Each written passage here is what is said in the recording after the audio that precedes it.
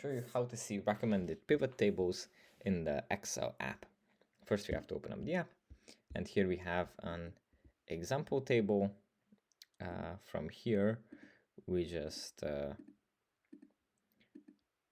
go into the top row, click on Insert, and here we have recommended pivot tables. We click on this.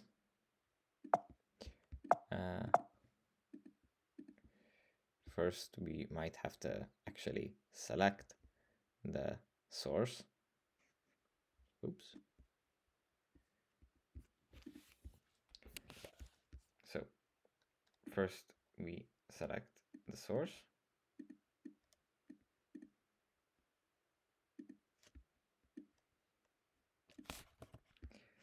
Of